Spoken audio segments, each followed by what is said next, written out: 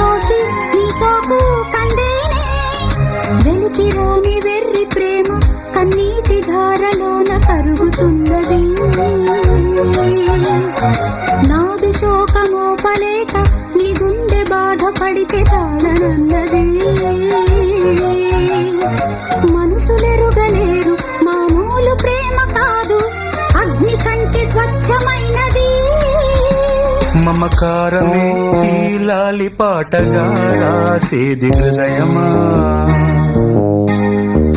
ఉమాదేవిగా శివుని అర్ధభాగమైనాలోన నిలువుమా శుభల